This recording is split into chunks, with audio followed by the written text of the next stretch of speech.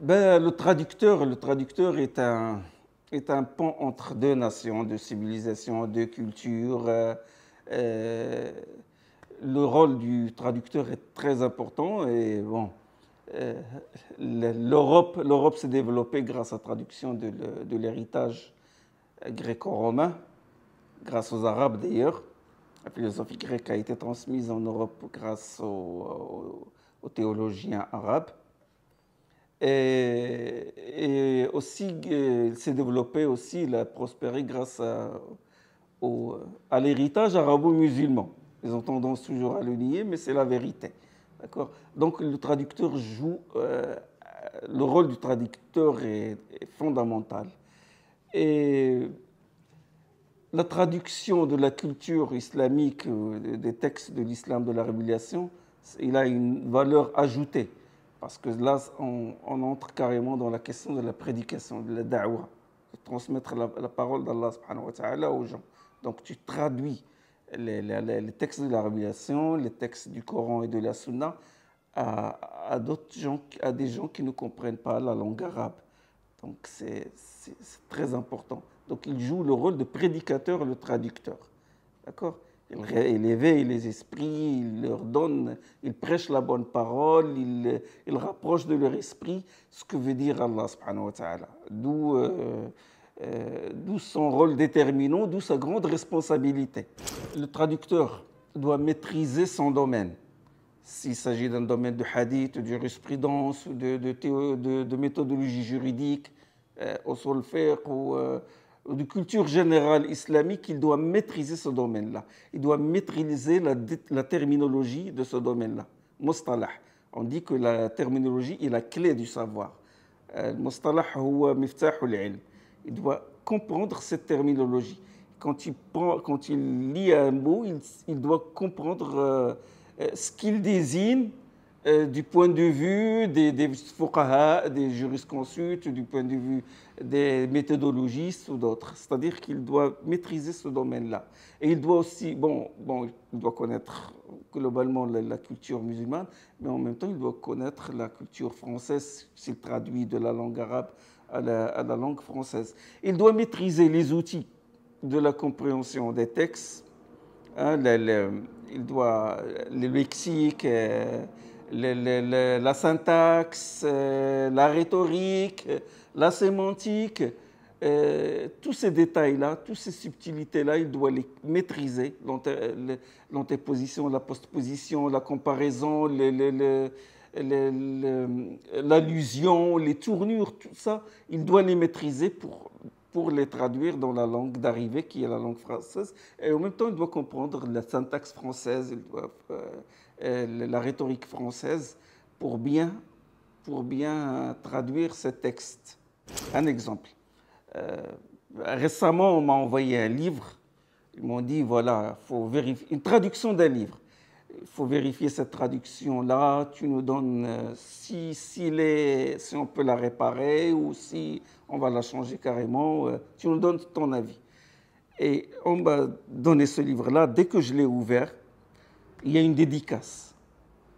Une dédicace où l'auteur, il dit que ce livre-là, il s'adresse aux hukam, aux gouverneurs, aux écrivains, qui font des efforts. إلى الحكام إلى الكتاب الذين يريدون أن ينفون عن هذا الدين, aux écrivains et aux gouverneurs qui veulent purifier cette religion, ينفون عن هذا الدين, تحريف الغالين, la falsification des extrémistes, تأويل الجاهلين, l'interprétation des ignorants, وانتحال المبطلين, ça veut dire les revendications erronées des faussaires, des corrupteurs. Lui, déjà dans la dédicace, Yunfun, il a cherché dans le lexique, Yunfun veut dire nier. Alors que dans ce texte-là, dans cette dédicace-là, Yunfun, ça veut dire qu'il veut dire purifier. Il faut lire le texte. Autre chose, c'est que cette dédicace-là comporte une partie qui est un extrait d'un hadith. Donc si tu n'as pas la culture, moi quand je lis, Je dis avec mon humble savoir, je dis ça, ينفون عنه تأويل الجاهلين وانتحال المبطلين وتأويل الجاهلين وانتحال المبطلين. L'autre parole, c'est quelque chose qui concerne les extrémistes, la revendication des extrémistes. Je sais que, que cet extrait-là appartient à un hadith qui est dans Sunan al-Bayhaqi, dans les sources traditionnelles. Donc moi, il m'est facile, ça m'a renvoyé vers ce hadith-là, je vais chercher dans les livres d'exégèse pour chercher les subtilités ou s'il y a un détail qui peut m'échapper. Lui, non, donc il a fait une traduction littérale. Il a fait n'importe quoi de cette dédicace. Alors, dès la première marche de l'escalier, il est tombé. D'accord ? Il a traduit Ntihal, il a mis une traduction carrément littérale. Et ça, déjà, dès le départ, tu vois ça, c'est catastrophique. Donc, il a trébuché dès la première marche de l'escalier.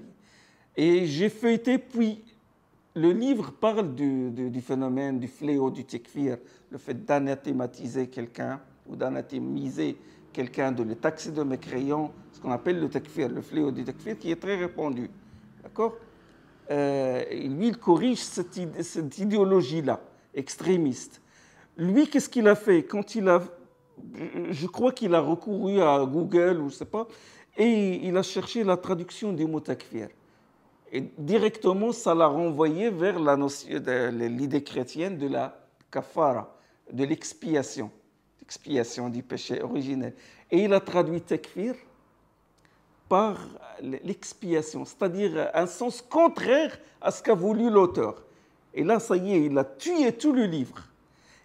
Pour te dire la gravité de la compréhension littérale, la gravité de s'en tenir aux mots, d'avoir une lecture superficielle de ces textes-là, surtout les textes de religion. C'est très important de comprendre leur portée, de comprendre leur signification profonde. Le travail du traducteur est extrêmement difficile. Il est extrêmement difficile. Parfois plus difficile que l'auteur du livre qu'il traduit.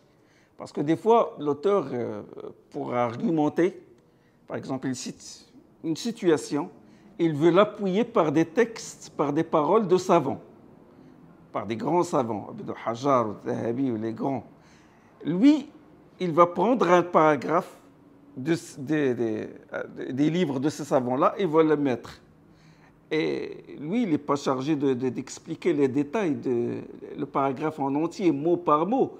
Lui, il vise juste un extrait, une phrase qui est en faveur de l'argument qu'il veut appuyer, de son argument à lui, en faveur de son argumentation à lui. Il cherche, il ramène les textes. Et il les cite, il les écrit comme ils sont, sans problème. Mais le traducteur, il est tenu de traduire la totalité, le sens de la totalité du texte, du paragraphe, de l'extrait. Il doit chercher, fouiller, chercher l'explication de ce texte-là, ses nuances, etc. Donc son travail, il est plus difficile. D'accord ? Et il y a autre chose.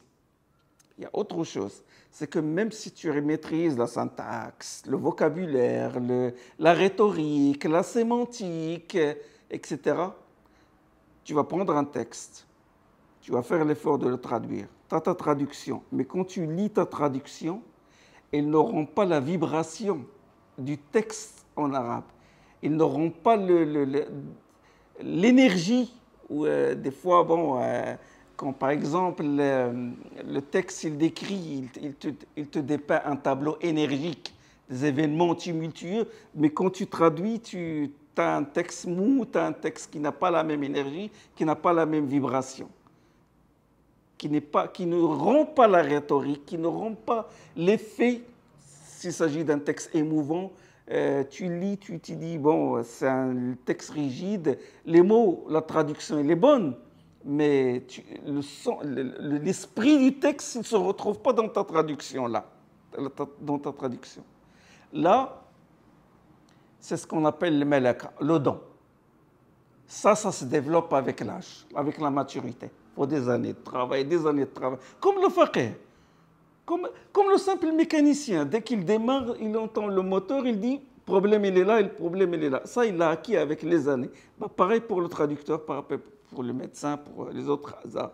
C'est quelque chose qui s'acquiert avec l'âge, avec le travail, avec l'effort, avec la personne, il a enduré, il a souffert pour traduire, il a répété, et il a fait plusieurs essais pour rendre le texte d'origine. Et ça, c'est ce qu'on appelle la malaka, le don de traduction. Ce n'est pas donné à tout le monde.